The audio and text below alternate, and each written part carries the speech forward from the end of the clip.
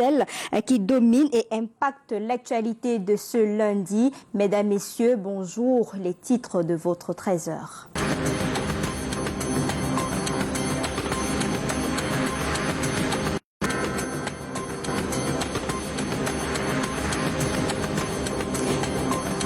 Carnage à Tumbo, ce village du nord-ouest a connu un week-end sanglant. 22 personnes, en majorité des enfants, des femmes, certaines enceintes, ont été massacrées par des individus armés non identifiés. Horreur et désolation à travers le monde. Bépanda et Neyo voués aux gémonies. Les habitants de Bépanda à Douala ont une fois de plus bloqué les rues de leur quartier très tôt ce matin à cause des coupures intempestives d'électricité. Et puis en sport, Chan, tirage en Mondiovision. Ce soir seront connues les différentes combinaisons du championnat d'Afrique des Nations qui se joue en avril prochain au Cameroun. Un grand moment attendu par les morts du Camerounais du football. Nous irons retrouver sur place nos reporters.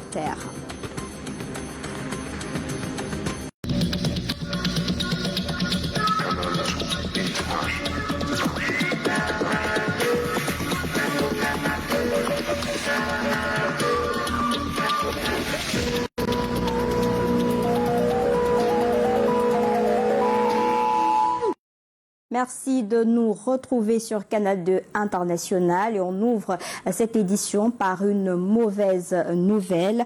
22 personnes, dont 14 enfants tués le week-end dernier à Toubou et c'est dans la région du nord-ouest par des personnes encore non identifiées. Selon James Noonan, chef du bureau de la coordination des affaires humanitaires de l'ONU pour les régions du nord-ouest et du sud-ouest, les éléments de preuve indiquent que la majorité des victimes sont des femmes et des enfants. Parmi ces 14 enfants, 11 filles et 9 âgés de moins de 5 ans, une mère enceinte et 2 femmes qui portaient leur bébé. Un drame qui suscite indignation et condamnation à travers le monde. Nous y reviendrons. Et le week-end était également sanglant dans la région de l'extrême nord avec les localités de Itéré, Ouzal et autres qui ont subi respectivement les assauts de Boko Haram selon les sources sécuritaires. Nous reviendrons également sur cette actualité dans nos prochaines éditions, notamment le 19h50 de ce soir.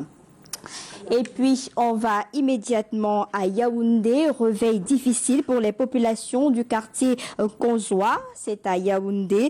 Elles ont retrouvé le corps de 2 dames dans un véhicule très tôt ce matin. Jusqu'à présent, ces dames n'ont pas encore été identifiées. Des précisions depuis Yaoundé avec Karel Musatia Choya et Constant Kamga.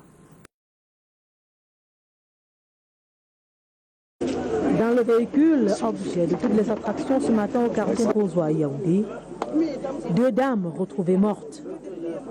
Des étrangères dans ce coin, les riverains ne reconnaissent ni leur visage, ni le véhicule. Mais comment est-elle arrivée là? Que s'est-il réellement passé? Apparemment, elles sont venues dans la nuit. Les 2 étaient dans la voiture. Celle qui conduisait, a confondu la route de sortie. Elle a donc manœuvré la voiture, jusqu'à casser les toilettes d'une personne là. Après avoir manœuvré donc comme ça, quand elle voulait rentrer, elle a été butée par le mur. La voiture a ronflé toute la nuit. Bon, là où elle a buté, ce n'était pas dans des conditions où ça a cassé la voiture. La voiture a juste été calée au niveau du mur. La voiture a donc ronflé toute la nuit. Les voisins qui sont à côté avaient donc peur de venir parce que en guettant dans la voiture, il n'y avait personne. Les 2 étaient déjà couchés dans la voiture. Et le matin, quand on arrive, on trouve qu'il y a des vomissements dans la voiture. On ne sait donc pas exactement de quoi il s'agit. Les circonstances du drame restent jusqu'ici inconnues. La nouvelle, qui s'est répandue comme une traînée de poudre, est parvenue à la famille qui n'en revient pas.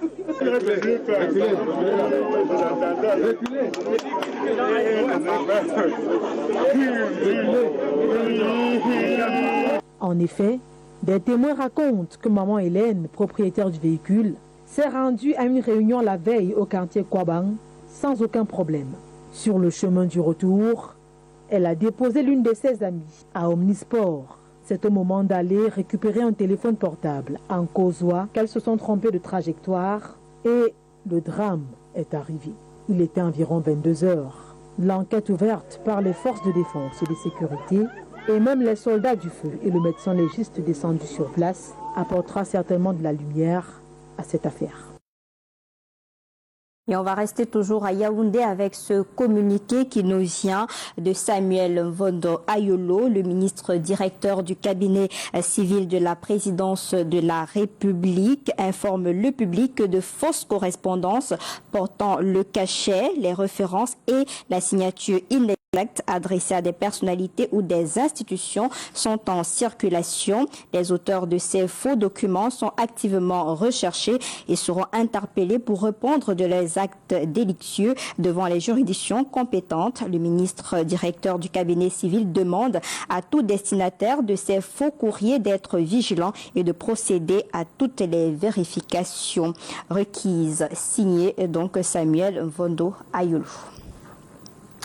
Dans le sud Cameroun, cette localité fait partie des parents pauvres de l'enregistrement de l'état civil au Cameroun. Entre autres freins à ces enregistrements, fraude documentaire, mauvaise formation des secrétaires d'état civil et insuffisance des statistiques. Le chef d'antenne régionale du Sud vient d'être installé et il aura la lourde mission de gérer ce problème d'acte d'état civil dans cette partie du pays. Ambroise Fogui. La région du Sud, 749 552 habitants au dernier recensement en 2015, présente le plus faible taux de personnes enregistrées vivant sans acte de naissance. Ici, on parle de plus de 100 000 cas, un vrai problème. Des personnes dans notre pays connaissent beaucoup de problèmes. Quand on dit statut de personne, cela engage les actes d'état civil que nous connaissons aujourd'hui, c'est-à-dire l'acte de naissance, l'acte de mariage et l'acte de décès. Mais le plus problématique de ces actes aujourd'hui est justement l'acte de naissance. C'est à partir de l'acte de naissance qu'on acquiert sa nationalité. C'est cet acte de naissance-là qui confirme, par exemple, votre appartenance à l'État camerounais et qui fait de vous quelqu'un qui ne sera plus un apatride. Abdoulaye Adjali Bouka, le directeur général adjoint du Bureau national d'état civil, est dans la région pour installer le chef d'agence du BUNEC, à qui il est recommandé la réduction du d'infraction en matière de documents et faits d'état civil, puis de fraude. Vous avez en outre la charge de collecter, de tenir et d'actualiser les statistiques d'état civil, d'archiver les registres d'état civil, de veiller à l'application stricte des lois et règlements en matière d'état civil, afin d'éradiquer les contrefaçons de toutes sortes. Malgré les états de service qu'il accrédite déjà d'une bonne performance antérieure, Freddy Christelle Bekono est fan d'Enea du pain sur la planche. Dans l'urgence, l'établissement public administratif doit sortir de l'anonymat dans la région. Les études et les missions de contrôle que nous effectuons sur le terrain, nous nous rendons compte que les officiers et secrétaires d'état civil n'ont pas toujours tous les outils, notamment juridiques. Le top management du BUNEC veut pour le Sud un responsable de terrain au regard des défis actualisés de l'état civil, obstrués par la fraude documentaire, les problèmes liés à la sensibilisation, la protection de l'identité et de la nationalité camerounaise.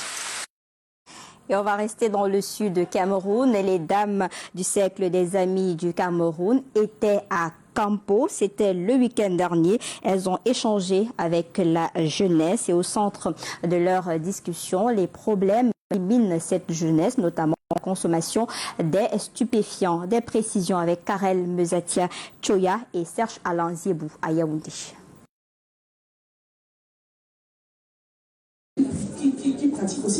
Les dames du CERAC dans la peau des enseignantes ce 14 février au lycée moderne de Campo.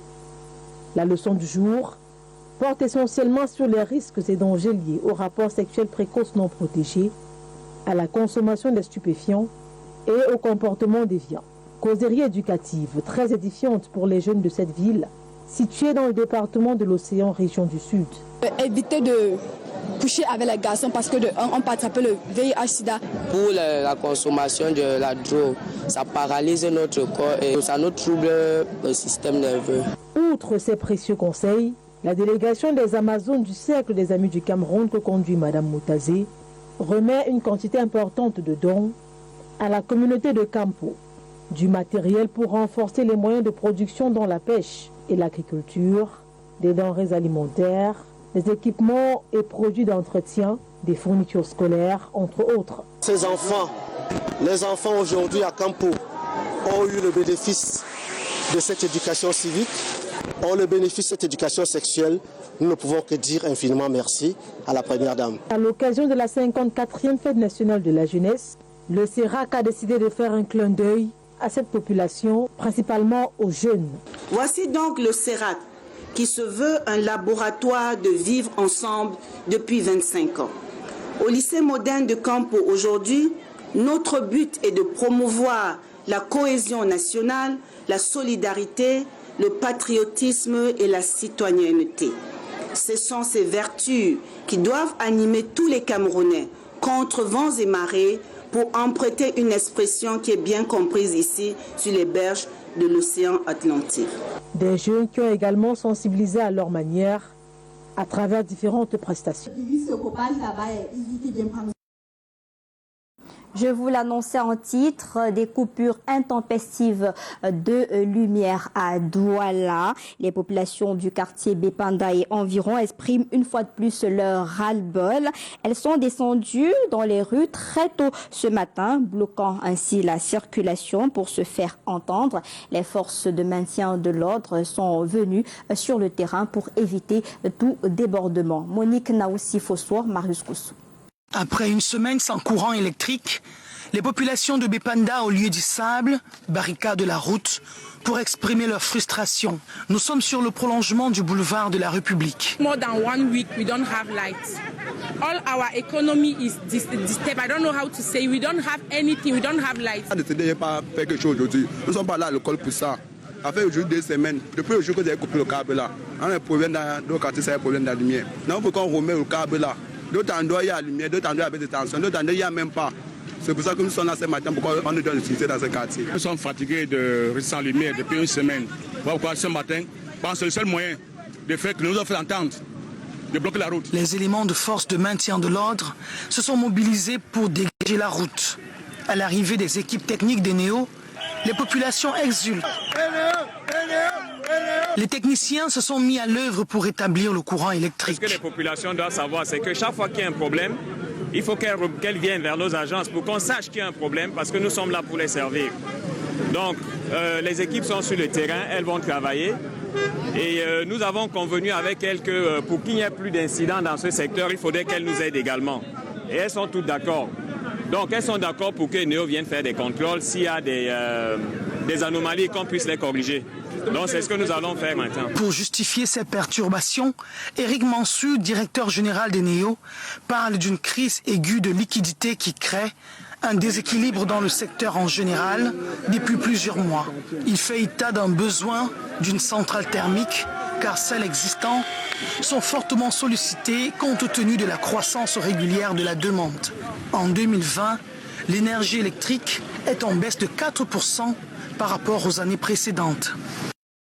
Et nous reviendrons certainement sur cette actualité. Le temps pour nous de prendre ce fait rocambolesque dans le département du Mongo. Une dame de 40 ans provoque un avortement à Barré-Bakem et assassine la fillette avant de jeter le corps dans une fosse septique. La maman, déjà avec 4 enfants, a préféré se débarrasser de ce 5e qu'elle attendait pour marquer son infidélité, car vivant en séparation de corps avec son époux. Des précisions avec Yasser Trésor Tanon et Emmanuel Ngomba.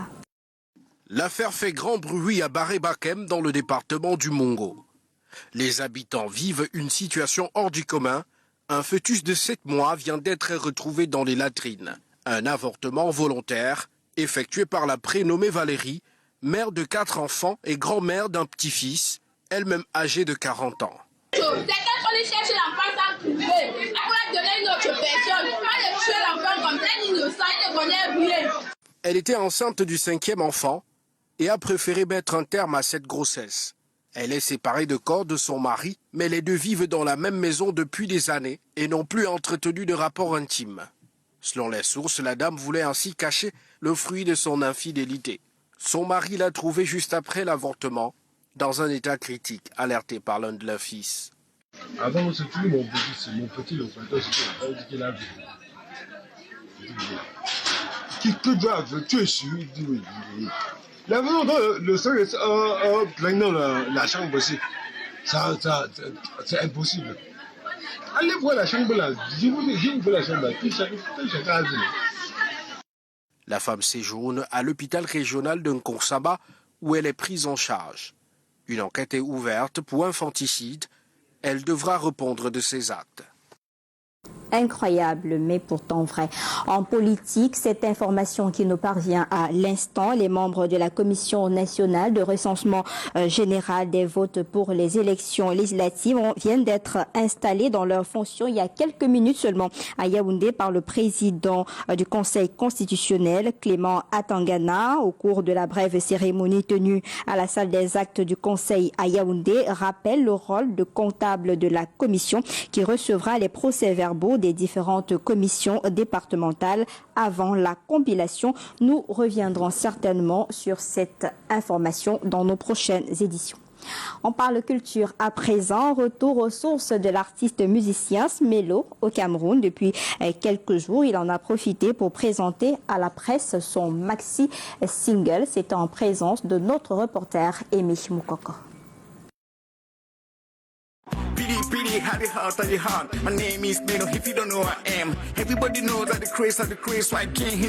À écouter cette musique, on ne se poserait pas la question sur les origines de cet artiste avec des rythmes comme le bolobo, le sewe, le reggae et le hip-hop. Dans son album est un fondement avec le dancehall afro à la façon de Smelo. De retour au pays après de longues années à chercher sa voie dans la culture, d'abord par le dessin, car peintre dans ses premiers amours, Smelo, du nom d'un personnage qui date de sa vie de dessinateur, un super-héros africain, le jeune artiste camerounais a aussi fait des études dans le théâtre et même la mise en scène, d'où cette touche exceptionnelle sur la plupart de ses vidéogrammes. Il passe un message d'amour et d'identité. D'amour parce que je pense qu'on n'exprime pas assez de manière différente. C'est pas juste l'amour de je t'aime pas, et puis voilà. C'est l'amour pour s'exprimer par toutes les histoires quotidiennes qu'on a. Face à la presse, le fils de Théodore Kaïssé, célèbre homme de culture, lui aussi défend nos valeurs et veut apporter son identité au concert des nations du monde de la musique. Mon côté revendicateur, c'est mon africanité. C'est le défendre. Pour moi, je suis en mission. Surtout que je vis pas ici présentement. C'est-à-dire que là où je suis, il faut que je sois le meilleur ambassadeur de mon pays, mais Afrique en général. Mr. Njoka, The Beginning, le titre de l'album, est un cocktail de 7 titres, un don venu de Dieu pour impacter dans l'amour, la paix et le retour aux sources. Tel le titre Pili Pili.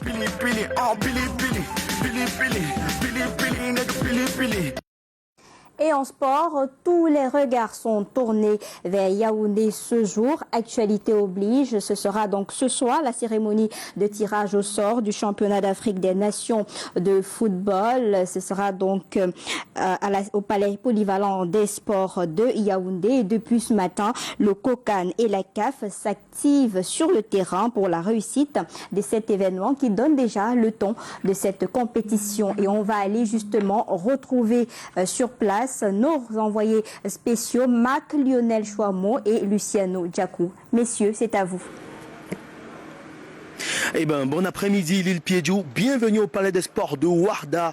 C'est à Yaoundé, la capitale du Cameroun, qui accueille cette 6e édition du championnat d'Afrique des Nations prévue pour le 4 au 25 avril prochain. Mais pour être précis, les derniers réglages de cette cérémonie sont en cours actuellement. Les techniciens s'affairent pour finir les derniers réglages avec le technico-artistique, la décoration. C'est de bien disposer la salle pour que la cérémonie soit belle. Une cérémonie qui va normalement durer à peu près 90 minutes avec les passages d'artistes, mais aussi un coup dans l'histoire avec la présence des légendes du football africain, mais surtout les légendes camerounaises, bien sûr, dont 2 seront présents pour tirer les boules dans l'urne et dévoiler les équipes. Il s'agit de Salomon Olembe et de Stéphane Tato, ancien capitaine des Lions des Notables du Cameroun. S'agissant de ces équipes qualifiées, vous avez pu remarquer la place du Cameroun bien aux côtés et devant celle du Niger, parce que Clément Aroga, le sélectionneur du Cameroun, ne va pas prendre part à cette cérémonie, c'est connu. Il sera remplacé par quelques dirigeants de la Fédération camerounaise de football. Les pots sont déterminés, ou les différents chapeaux pour ce tirage. Le Cameroun est bel et bien logé dans le chapeau 1 en compagnie du Maroc, tenant du titre, de la Libye, ancien vainqueur de la compétition, et de la Zambie. Dans le pot 2, on retrouve le plus titré de la compétition, la RD Congo, la Guinée, le Mali et le Rwanda. Dans le pot 3, l'Ouganda, le Congo, la Namibie, le Burkina Faso. Et puis dans le chapeau 4, Zimbabwe, Niger, Togo et Tanzanie. Mais avant d'arriver ici au Palais des Sports de Ouarda, on a fait un tour du côté de l'hôtel Hilton, où les journalistes sont appelés à venir décharger et récupérer leurs accréditations pour la couverture de ce grand événement prévu ce soir sous le coup de 19h locale. Depuis le Palais des Sports de Ouarda à Yaoundé, Marc Chouamo, Lycée Ndjakou pour Canada International. Merci à vous, messieurs. On aura donc cette actualité dans le 19h50 puisque la cérémonie commence à 19h précise, donc à Yaoundé. Et on va rester toujours en sport. La 22e journée Elite One, c'était dimanche, a été marquée par des chocs et derbies dans les différents stades du pays. Voici donc les résultats. Fauveau 2. Feu FC 0, Dragon 1, APGS 2, Avion FC 0, Union 2, Bambuto et Panthère, jeu égal 1 but partout, Yosa 3 buts à 0 face à Pli, WD de Bamenda, Stade Renard reprend le dessus sur UMS de Loum, 1 but à 0, Edine Sport Rabat AS Fortuna 2 buts à 1, Colombe prend le dessus également sur Coton Sport de Garoua 2 buts à 0, Colombe est après cette victoire sur Coton Sport le nouveau leader du championnat avec 39 points, suivi de Coton Sport et PWD de Bamenda respectivement à la 38e et avec à 38 et 36 points respectivement. Dans la zone rouge, on a Avion, donc Dragon FC, Edine Sport de la Léquier et AS Fortuna. On va rester toujours en sport, mais cette fois, on s'intéresse au basketball. La 69e édition des All-Star Games, édition spéciale Kobe Bryant, a vu la victoire de la team LeBron James sur celle de Giannis, où évoluaient les Camerounais Pascal Siakam et Joel Embiid. 157 points à 155 pour la conférence Ouest, avec Liona Kanwi MVP. Au bout de match relevé, Embiid enregistre donc 22 points marqués et Siakam juste 15 points. Cette nuit de dimanche à lundi a rehaussé les meilleurs joueurs de basketball en NBA. $400, soit environ 200 millions de francs CFA ont été offerts à l'équipe vainqueur pour une action sociale de scolarisation des enfants de Chicago. Et on poursuit toujours en sport, en basketball. Le week-end dernier, c'était le championnat national avant les finales forts. Les 4 équipes qualifiées sont l'UNCAM, FAP, Onyx et Université de Douala. Je vous propose donc en quelques images le retour sur cet événement tenu le week-end avec Emish Moukoko. Le duel Université de Douala contre École de basketball a clôturé le 3e regroupement du championnat national de basketball ce dimanche 16 février au gymnase du collège de La Salle. Dans les différentes affiches, le niveau était assez relevé et quelquefois difficile à suivre, comme pour Zumanto Basketball Club en provenance de Baganté, battu 75 points à 80 par le CAM, l'équipe de l'heure. Cette saison, c'est vraiment dur par rapport à l'année passée parce que on avait partagé, les joueurs sont partagés dans plusieurs équipes. Donc cette année, vraiment, c'était vraiment dur. Donc on voit la suite des compétitions pour voir la personne qui va remporter ce championnat. Le championnat d'élite de la balle orange pour les messieurs a aussi donné la victoire écrasante de FAP de Yaoundé sur Volcanic Warriors de Boya, 116 points à 74, devant un public fidèle et toujours aussi nombreux. Étoile Basketball Club, 75 points, tombe face à Onyx de Yaoundé, 86 points. Une satisfaction du président de la FECA Basket sur l'organisation de cette troisième borne du championnat d'élite ce week-end. Je pense que tout se passe bien et à l'issue de cette troisième conférence, on aura les 4 équipes qualifiées pour le Final Four. C'est à vous d'apprécier, mais moi en tant qu'organisateur, je pense que tout se passe bien, le niveau n'est pas mauvais.